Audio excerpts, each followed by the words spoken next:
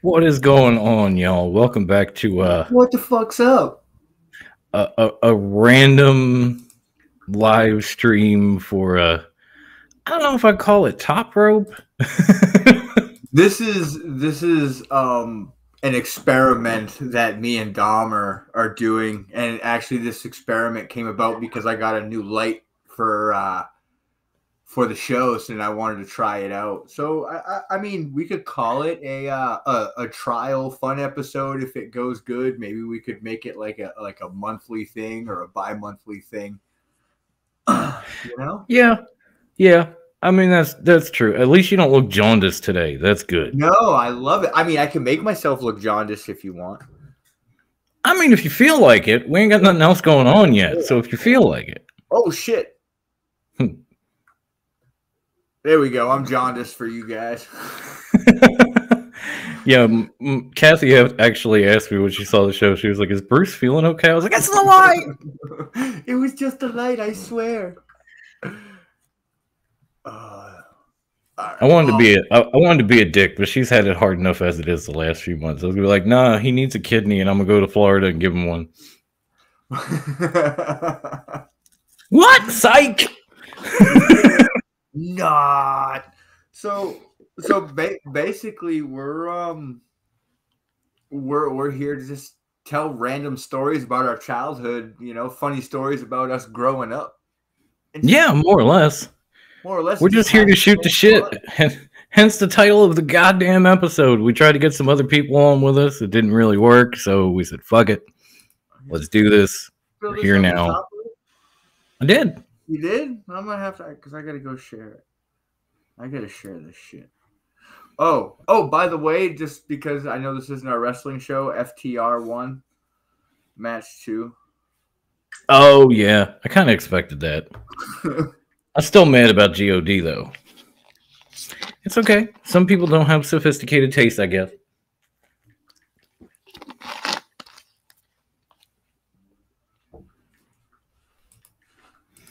But yes, please welcome to everyone who's just starting to tune in now on YouTube and in our Top Rope Wrestling Talk group on Facebook and on Twitter.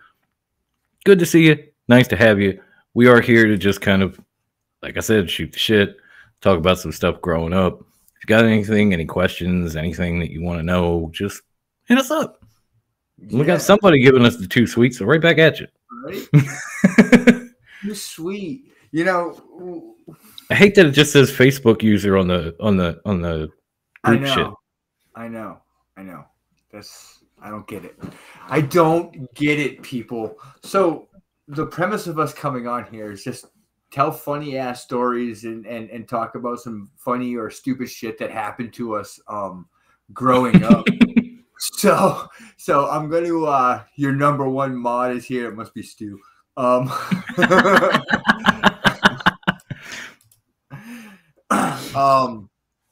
So what we're just gonna tell stories. So I actually had a story I wanted to kick this off. Please do.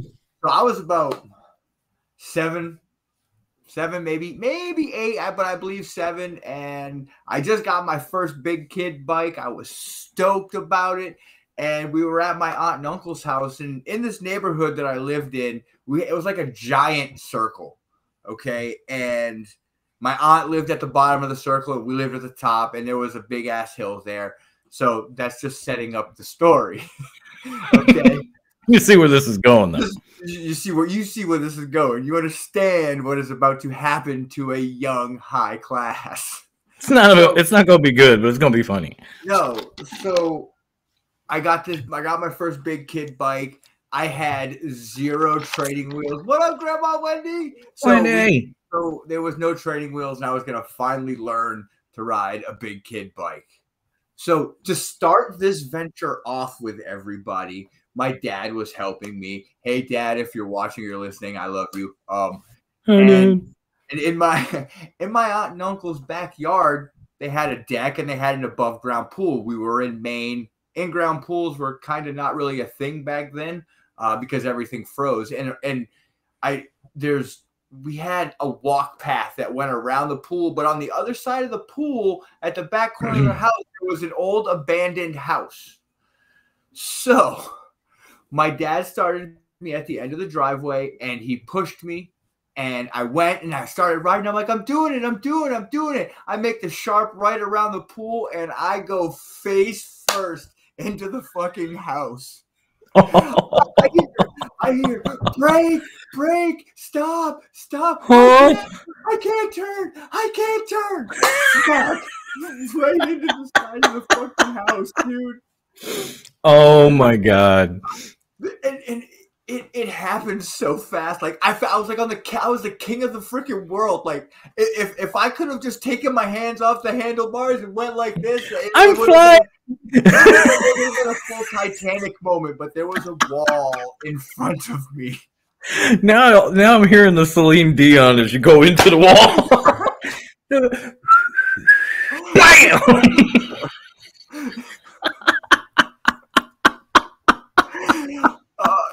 It's and the hills. Let me try to set a picture for the hill. So after I smacked the house, I didn't get back on my bike for about a day or two because, you know, my pride was hurt because I ran into a solid building that wasn't going to move out of my way. Even at 7 or 8 years old, you can hurt your pride. Proof. So let me set the premise. I told you, like, this neighborhood I lived in was a big oval, and it had some hills in it. So the way it was set up is the top of the oval at one, like pretty much in the middle, started a hill, and it would go down. It'd go down to an intersection with a 4-way stop. But then when you keep going over the road and then go down another hill on the road, flatten out after you get to that one, and then go down and go straight, and then go down a sharp right freaking turn hill. And on the other side of the hill is the woods. You guys kind of catch where all high class is going with this one? Yeah, again, I feel like I know where this is going. It's about to be funny. My ass thought it was smart. Mind you, I'm about 4 days deep on riding without training wheels and trying to impress my older cousins and my friends. I started at the top of the hill, and I was standing, I was going side to side. I had that bitch going. I went down the first hill. I went through the intersection. I didn't stop at the stop sign. Thank God there was no vehicles coming. Thank God. I flew through that bitch, and I hit that bottom hill where that sharp right turn is. Mind you, I wasn't going to stop. I was just going to go right around the turn. And there was a pile of soft sand at the end of the backside of the turn. So I'm coming in, I'm getting ready to turn, and I hit that soft sand. I laid that bike down, and I slid into the woods. Now, the woods I lived in a very hilly neighborhood. Okay, so we get into the woods, it's very shallow trees, and then it drops down again, and then goes at a pretty steep angle. So I slid into the woods and probably went about 20, 30 feet down the hill. Ouch. Bruce, how about avoiding me at school? What? I don't know. Facebook user. God damn it. Hi, Peter. No, by the way. Hi, Wendy.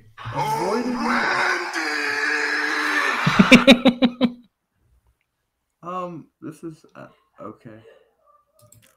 I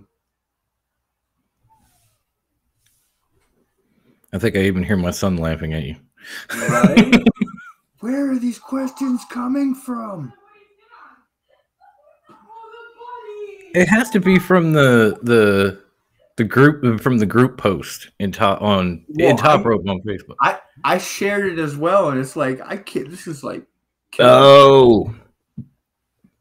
Oh, my dad might be watching. Hey, Dad, I just told the great bike story where it's Coach Fleck. Oh yeah. Oh, okay. What up, Coach? Oh, hiding. Yeah. So, yeah. Coach Fleck was the man that made sure everyone was in class and basically stayed in line. That's the man you wanted to hide from. And we were usually very unsuccessful. Oh God! If I could count how many times my old coach caught me in high school somewhere going like this.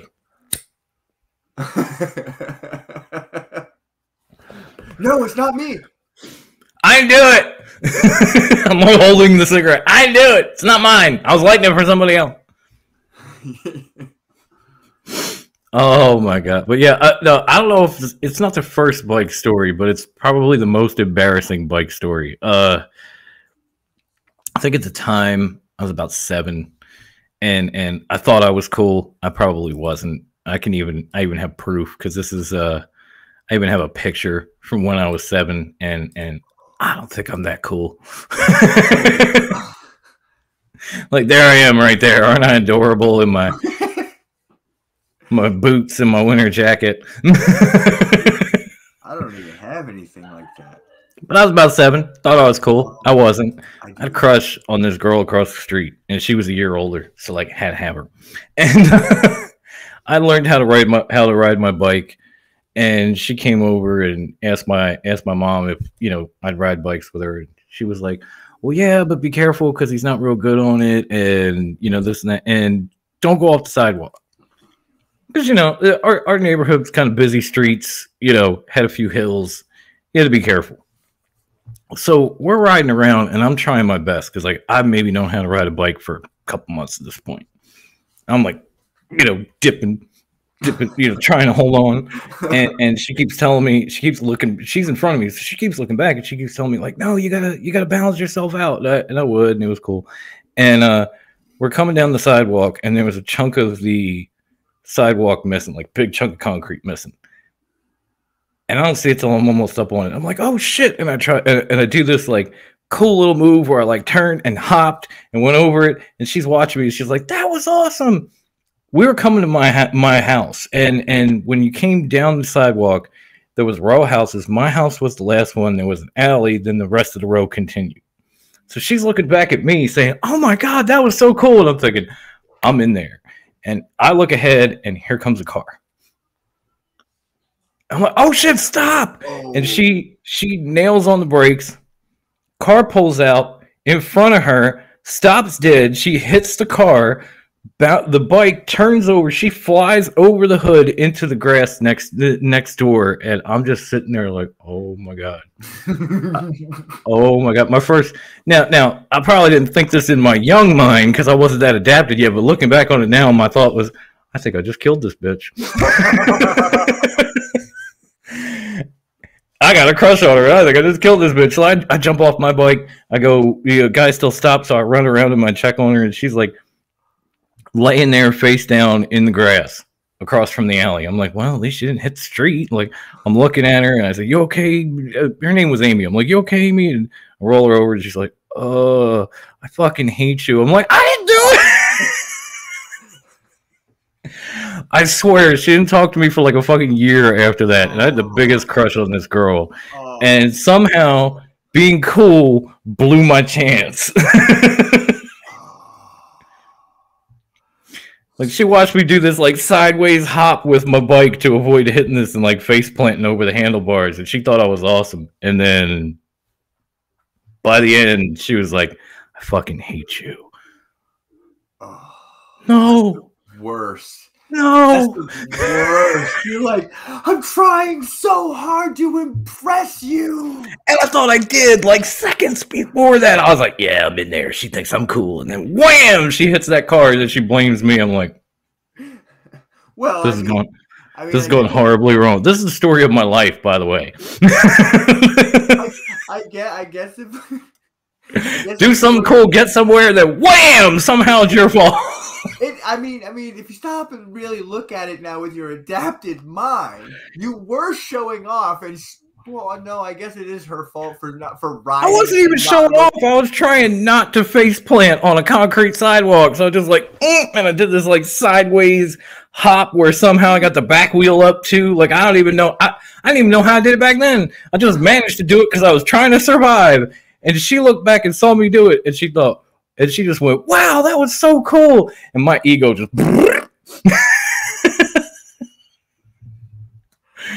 And within 5 minutes, she was done. She was like, you, it's all your fault. I fucking hate you. I never want to see you again. She like picked up her bent up bike and like tried to wheel it home, and the front wheel was bent.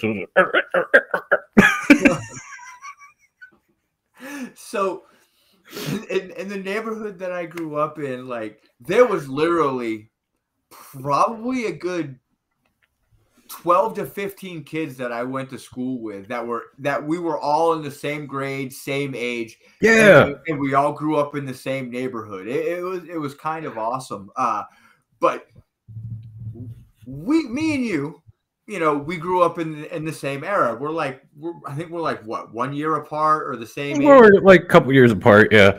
Yeah, so we grew up around the same time. We grew up in the 80s. So the game Red Rover, did you ever play that game? Yes. Dude, so imagine getting a bunch of 10-year-olds together, okay, that just started playing football and think they're indestructible, and you're like, hey, instead of playing tackle football, let's play Red Rover. Okay, so that big-ass hill I tell you about, at the bottom of the first stop sign, there was a giant field. It was probably close to 100-yard field, and you know, there was a house, and it was an old lady's front yard, and she let us play there. So we decided to go out there, about 12 of us, to play Red Rover. 12 freshly made football players that love to hit. And we see where this is going. Yes. And do you guys just see my childhood in like 3 stories? So we all get together. I don't even remember how many there were, but it was even teams. And you know, we did the whole Red Rover send Jeff over, and he'd come over, and either he'd break through or whatnot. I was like, all right, cool. So we did it one time. And we said I think it was my buddy Hank. We sent him over, and he was trying to go between me and one of our other friends where our arms were connected, and he did, but we clotheslined his ass, and we did it on accident. And Hank, it was an accident. I swear, if you're watching and you're listening, it wasn't. They watched wrestling too. It wasn't. The thing is, you know, he got mad. Full team maneuver. But I was like, yo, you got to stay here. And he was mad. He stayed. Then I get called. Yeah. You see where this is going, right? Yeah, we're starting to get there. I am hauling ass like Emmitt Smith in his rookie year in 1990. Like, I fucking took off. Like I had a rocket shot out of my ass. I just went, and I was going, I'm going to do this. Nah. Not even close. Boom, it landed on my back. Like, we were brutal. And it's like, we didn't just stand there with our arms like this and like, okay, go through. No, we were like, okay, come on. And like, yeah, you always had that cock back. Like, yeah, come on through. We had to cock back because, you know, we were just rough and tumble 80s. The only one we were ever, when we played that with, because my neighborhood was the same way too. Like, you go outside and there were just rows of homes, and like there were kids everywhere that were like close to the same age, like all over the place. So we all get together and we play games. And at the time, my niece was living with us, and she was born when I was like 4. So when I was 10, she was like 6, playing Red Rover with us, and we called her over. And everybody's cocked back. Everybody's waiting. I looked at them. I was like, "You better not hit my fucking niece." I'm like, "I will fuck you up." So everybody decided we're just gonna hold on. We're gonna wait. We're gonna see if she can get through. So she comes running over, and she hits us, and she can't get through. All of a sudden, her eyes got big, and it was like the light bulb went off. She drops down. She like drops down onto her knees, and she goes to me and my friend Chris, and she just goes and gives you like the Ric Flair double low blow. Just, wah! And the two of us are like, oh shit! And she walks right through with a smile on her face, like, I did it. That's wrong. And I wanted to be mad, but at the same time, me and my boy Chris had been teaching this little girl like how to fight and how to cheat and how to do all this shit. And so when it happened, it was like, proud of you.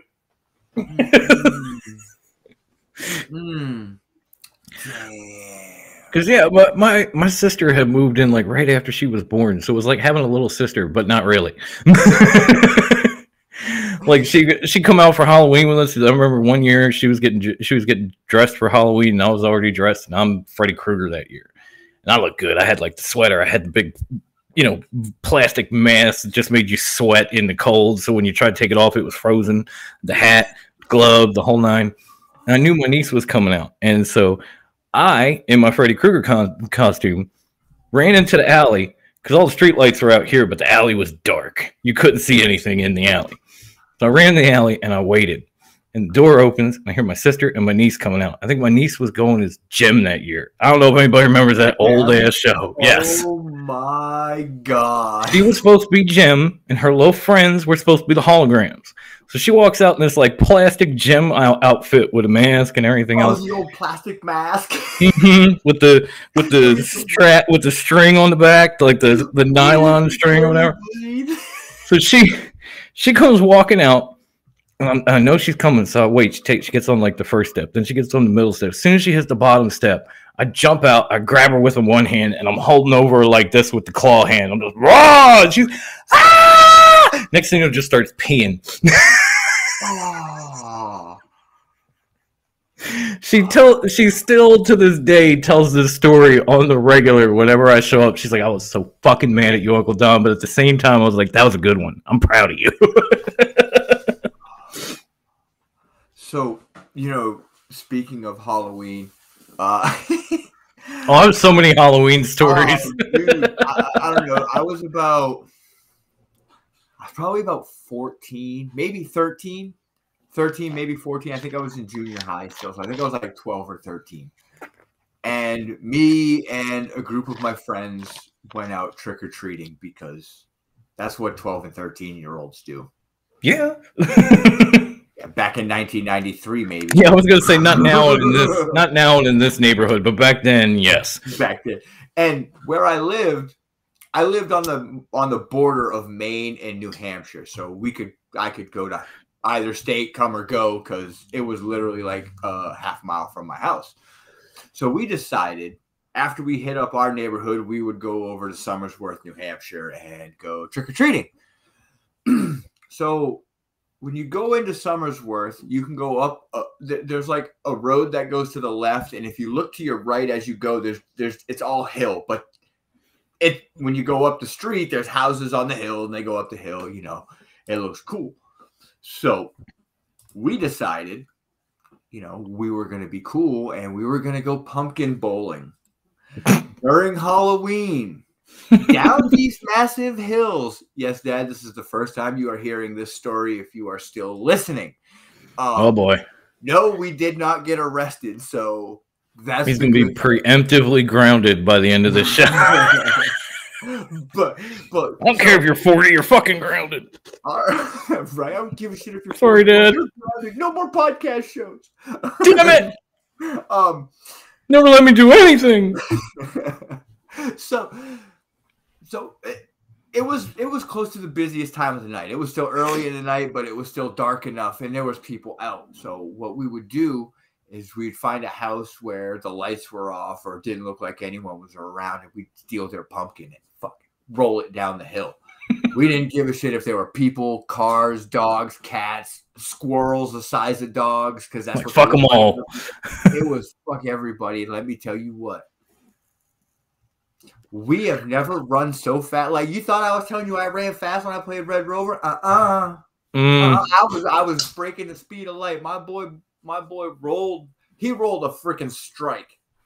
There was a group of kids halfway down the hill, crossing the street to go to the next house, and he ruled that pumpkin, boy. Those 4 kids went down like a sack of potatoes. Like, you've got 4 teenagers standing at the top of the hill with a pretty decent size like pumpkin. It was like, it wasn't nothing like this, but it was decent size. But it was good. It was good. And my buddy's a baseball player. He was a pitcher. He could send a ball, you know, and I guess he could bowl too. Yeah. Because those parents were pissed. I'm sure. They were pissed. Just imagine a group of 4 9-year-olds being hit with a pumpkin. And what that would look like with splatter and them all hitting the ground. Just imagine. Could be worse, though. Could be worse. It could be. At least it wasn't a car. Yeah. No, you might have popped a fire plug in Philly and sprayed a drug dealer's car and got him into an accident. That happened to me. Oh. Me and my cousins. You know, summer, you know, you do this shit in the summer. There ain't no pools, there ain't no shit. There's shitty parks that people tell you to avoid. So it's like, all right, let's pop this fire plug. Let's get, you know, let's get wet. Let's just cool off. Let's have fun. So we're doing that. And then eventually, once we've had enough of like cooling off, now all of a sudden we decide, okay, next car that comes by, we're just going to start spraying the shit out of them. Like, we're going to crank it. We're just going to. So this guy comes rolling down the street in Cadillac. Cranked the wrench on the top. Water comes blasting out, hits the car, pushes him into cars that were parked on the side of the street, and we're laughing because we're fucking idiots. But we're laughing until the guy gets out of the car and goes, "You little motherfuckers are dead," and pulls a gun. Ooh, yeah, no. And at that point, I don't remember anything that happened. All I remember was I ran. Just I was a fast little shit back in the day. Right? Like I took the fuck off. Yeah, it was ridiculous. I'm running. I can hear this guy scream. My cousins are screaming, "We're gonna die!" I was like, "Shut the fuck up and run, Frankie." Let's go. Stop talking. You're wasting breath. I don't know you. Right? I was like, "Split up. I don't know you. Fuck off." It wasn't my idea. But yeah, we ended up hiding out behind a convenience store, between the store and a dumpster, for like 3 hours. We come back to the neighborhood. We're looking around. We see like cars all banged up. We don't see his car. Somebody turned the hydrant off. We're like, okay, I think we're good. We're like tiptoeing back to the house. In like broad daylight, there's three or four kids. They look guilty at all. Yeah. It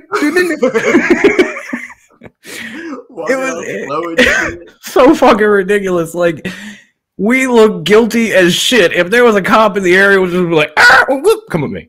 Come with me. I know you did something. Come here. With you, sir? I'm gonna bring you home to your mother. No. No, not my mom. Yeah, no lie. I was not afraid of my dad. My mother, I was terrified. Terrified. That woman scared grown men.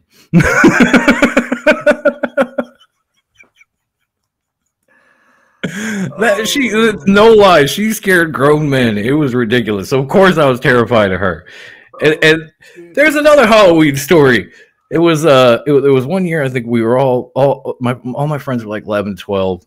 And we had gone out trick-or-treating, which, you know, you do. And we got back, and my mom had to go to work that night. So she had invited all my friends over to like watch scary movies after we trick-or-treated. But my dad was not really a great parent. I'm not gonna go too deep in it, but he was good at like maybe being in the same room with a kid, maybe not. Like we came back that night. My dad was like, "Did you get candy?" I was like, "Yeah." He's like, "Where is it?" I was like, "It's on the table." Okay, I better look through it. And look through it means I like this, and that. Yeah. And then he goes, "All right, you guys watch your movies, have fun." And he walks up to his bedroom, like shuts the door, turns on the TV. We're there by basically ourselves because he is not even paying attention. So in the middle of watching like Halloween, which is my favorite movie. Yeah. Favorite horror movie of all time. I don't care which one. As long as it's not some of the shitty ones. But that's neither here nor there. But we're watching the original Halloween. We're like 10 minutes in. And there's something about like Michael walking past a graveyard. gives my buddy Chris an idea. He's like, because our neighborhood was like rows of houses, and then before you got to the intersection, there was this big ass cemetery, big fucking cemetery. And my buddy Chris says to me, hey, nobody's really watching us.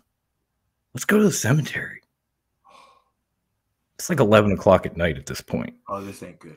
Because everybody was going to stay at my house, you know, the whole night. Let's go to the cemetery. And I'll look at him and I'm like, that's a great fucking idea. Because, you know, kids, you're fucking fearless. And even if you're not, like, there were a few kids in that looked bitch at that point. They were like, we're like, oh, what's the matter? Scared? Scared? Yeah. Pussy? He's like, I'm fucking scared. Let's go. Yeah, I remember so, you know, situations.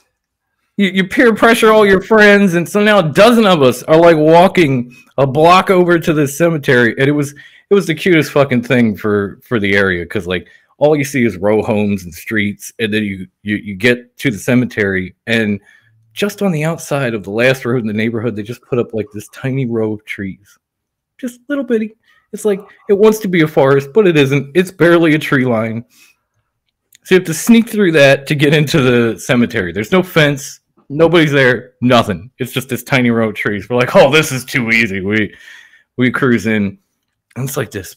It's like the perfect night. Like full moon shining down, fog on the ground, the whole nine. This is horror movie-esque, y'all. So like me and my buddy Chris, we're loving this shit. There's people behind us like, oh my God, I heard something. Do you see that? Yeah, you always got that one kid that's like, we got like, guys, we're going to turn around. There's like a dozen of us. There's like a dozen of us. 6 of us are freaking out. A couple people are neutral. And me and my buddy Chris, we're like fearless. We're like, let's go. So we're leading the way. We're walking through the cemetery. We're going by graves, and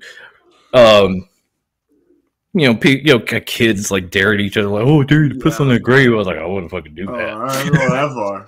And then we're telling scary stories about how some guy who tried to piss on a grave and a hand came up, that type of shit. So we're just having fun. We're having a good time. After a while, we've been there like 20 minutes. Nothing's happened. Like we're just walking around the cemetery. So we start running around, goofing around, playing, say we're going to get you, that type of shit, pretending to be ghosts, making noises.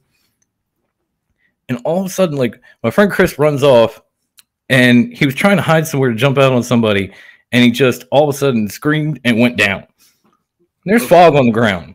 Like, like up to, just below the waist. He goes down. You could barely see him.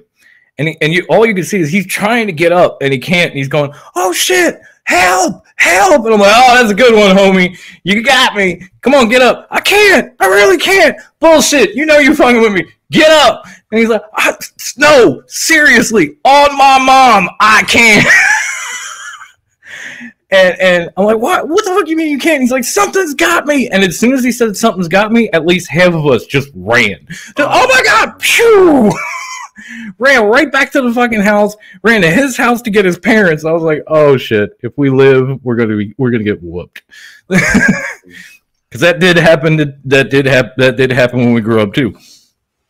So a couple guys stay back and like, oh, what do? I go running over. I got my friend Chris by the hand and I'm trying to pull him and he's trying to get up and and he's like, I can't, something's got me, and I'm pulling on him and he's like, get the fuck out of here, something's got me. I'm like, I ain't going nowhere. And there's like 3 people watching us. I'm like, help me. They're like, They're all frozen in fear. They're like, if it was the 21st century, these 3 people would be the ones in the back with the smartphones recording all this shit. Yeah, Let me get a good angle. They're like, nah, I got this, dog. You just stand but I got you, homie.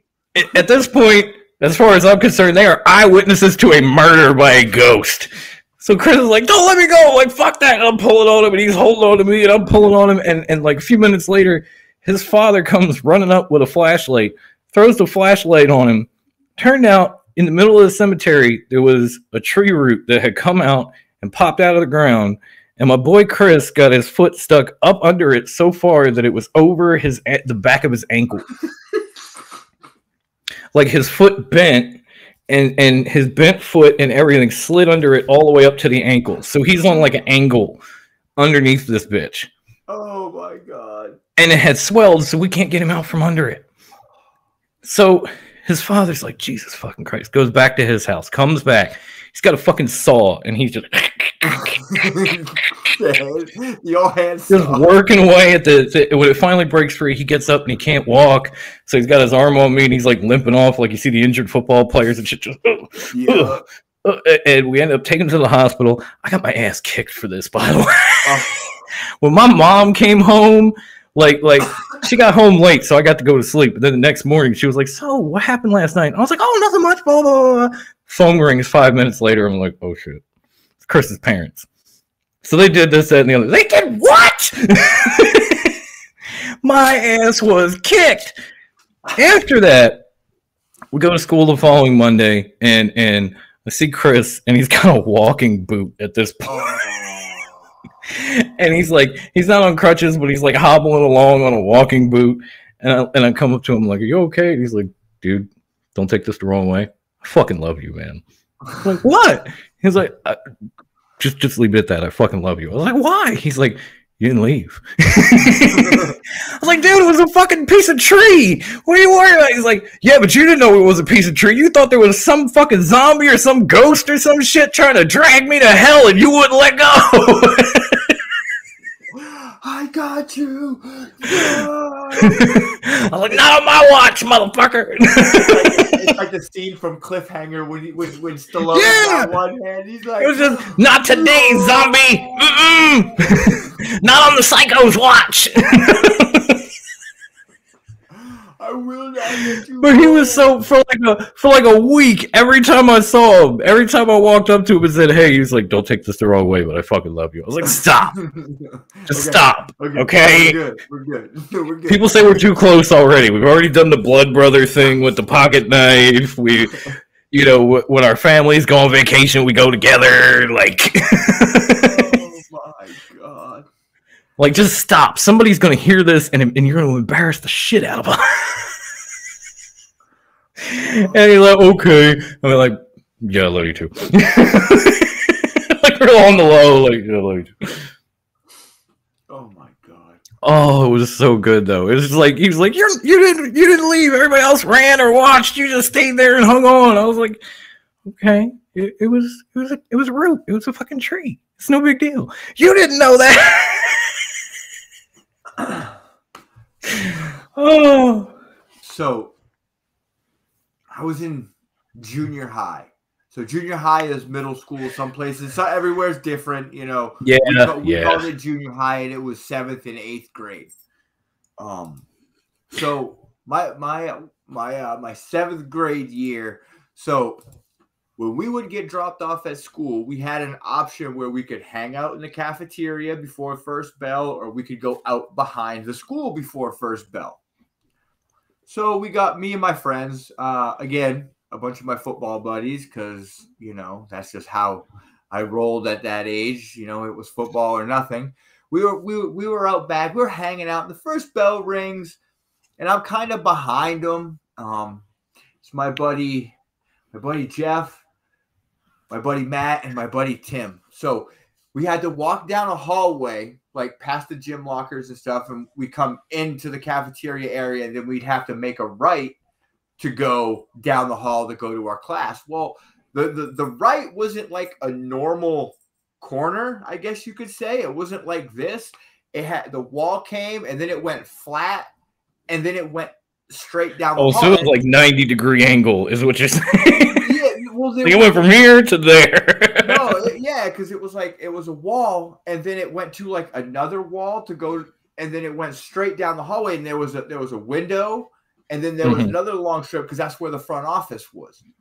So my guys get this genius idea of saying, "Hey, I bet I can check you through that wall."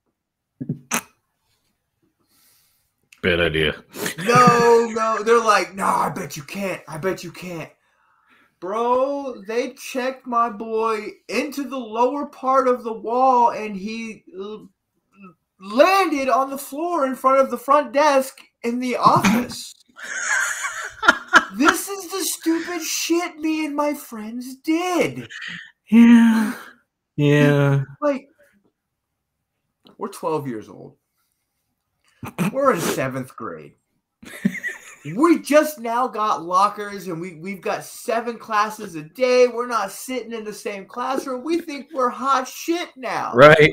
Like, oh, we're grown. So what do we do? What do we do as hot shits? We put one of our friends through a friggin' wall. Yeah. I definitely thought I was hot shit in 8th grade because that girl I had a crush on, I started dating and she was in 9th. Oh, dude, I thought I was the coolest motherfucker in the world in junior high. There were so many people. I had long hair, and I had the bright red Scottie Pippen Nike Top Flights that he wore in the All-Star game. Bro, yep. I never got made fun of so hard. They were calling me fucking Ronald McDonald. I'm like, yo, these are Scottie Pippens. These things are sick. They cost my mom $100 for those shoes. I begged and begged, and she got them for me. And then I realized, like, yo, I should have got Jordans. I was like, maybe I shouldn't have got the red Pippins. Maybe not. I should have just got the Chuck Taylors I was gonna get to start the school year with. Like, seriously, I should have got Jordans, man. But I tell you what, I owned that shit. I second thought it every time someone said something to me, but I owned them and I rocked them. I had everybody in middle school running around like, man, I got Dom's dating a high schooler. Didn't matter if she was in 9th grade. I was like, yep, that's me. I'm like, yeah, she's 17, Hell yeah, I'm dating a high school girl. She's a senior, dog. She can get me into rated R movies. What's up now? I don't need my parents to bring me to go see Total Recall. No, all I need is my girlfriend. She's picking me up after school. On her fucking bike because she's not really that old. Get on the handlebars, Dom. Ching, ching. Ding, ding, ding, ding. I got the ET basket. Ding, ding, ding, ding, ding, ding. It was like, I thought she drove. Oh, her car's in the shop. That's what that is. That's all. Her parents grounded her from her car. Yeah. It's something like that. Yeah. Let's see. Yeah. She don't look 17. She's 17. She's young for her age. Yeah. She's very young for her age. Oh, God. Oh, this is fucking great. Oh, so many women from that neighborhood. Even my first fiance. I mean, it didn't work out, but she was awesome. Like, we're still friends.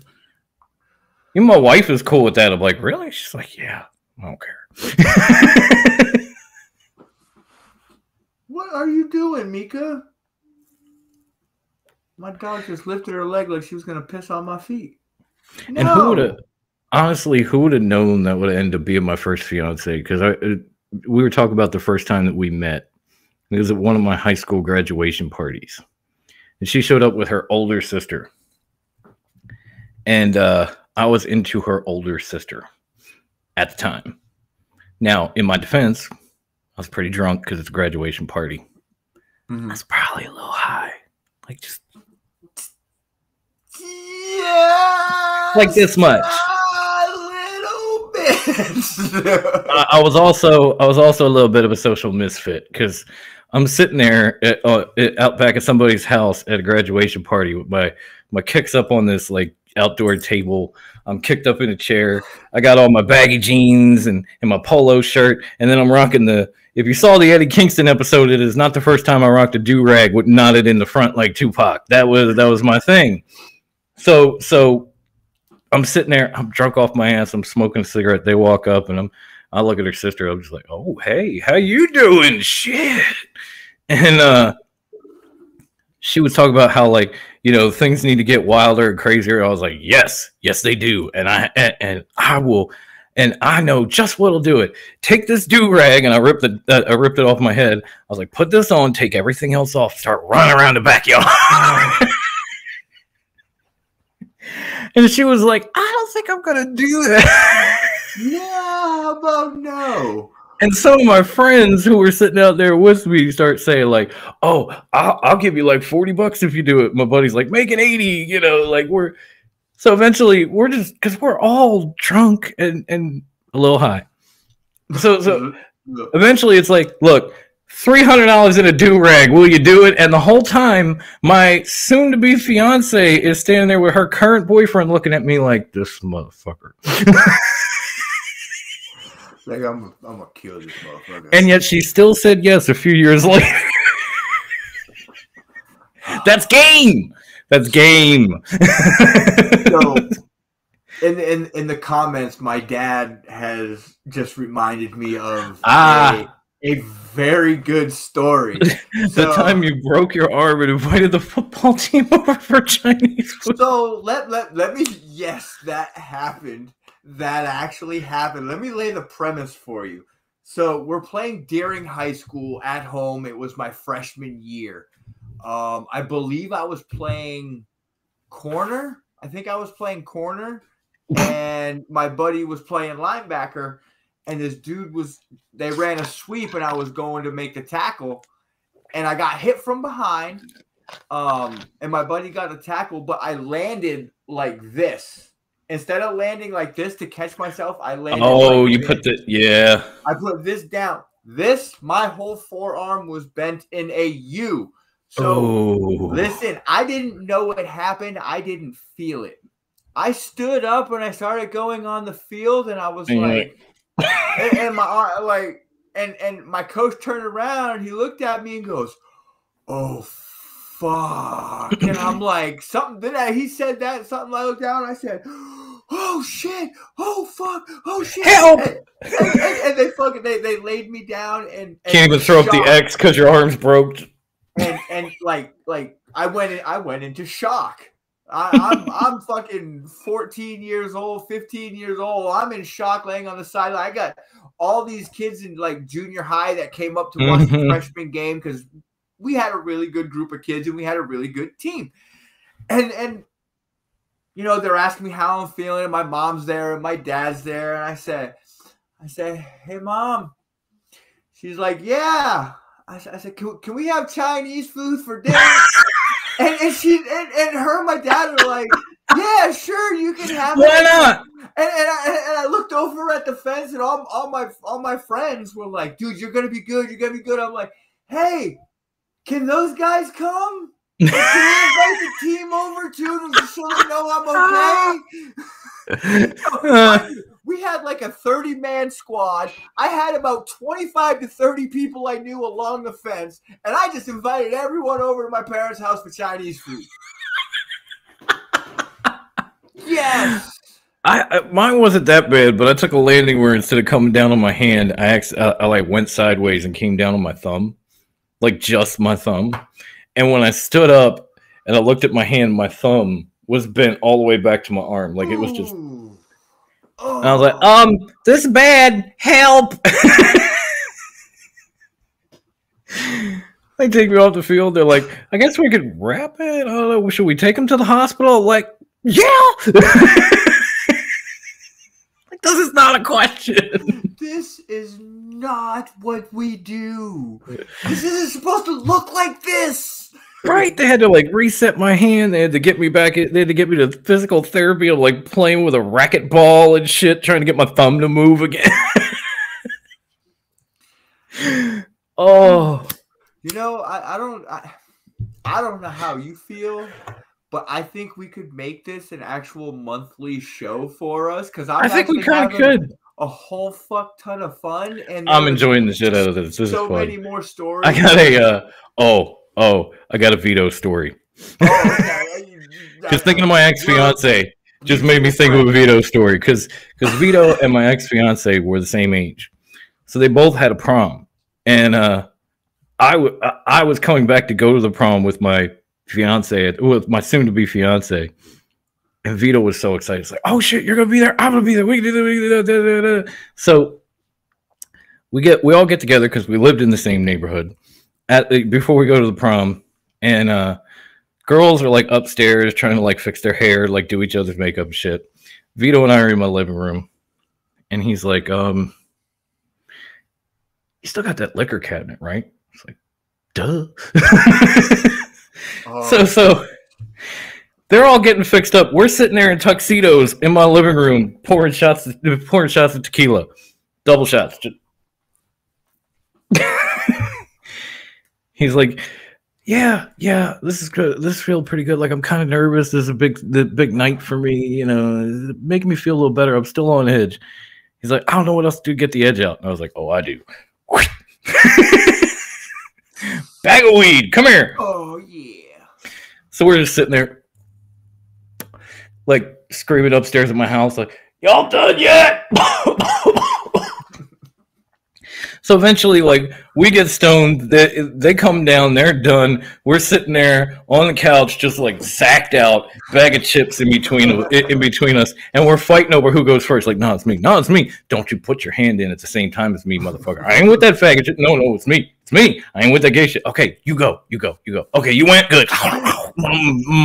They're like, are you guys okay? We're just like, we're fucking golden. We're lovely. And as soon as we say that, like, limo pulls up, so we all jump in. Vito and I made the biggest asses out of ourselves that night. Oh, I'm sure. Like, we were more concerned about, like, fucking with one another and doing stupid shit on the dance floor than we were with our own dates. No lie. At one point, they started playing NSYNC's "Bye Bye Bye," and Vito and I are doing the dance moves from the video in the middle of the dance floor at the prom, and our dates are looking at us like this, like Brucey is right now. Just, oh my god, we don't know you. Fucking kill me now. and we get done. I swear, Vito looks at me and goes, "Oh yeah, that was dope. We're getting laid tonight." We look over and they're just like, "Oh." No, you're so not. You're so not. I cannot confirm nor deny. But I don't know about Vito. His girlfriend was pissed. Like, we had done it a couple of times. They played like Apache, so he and I did like the Fresh Prince thing in the middle of the dance floor.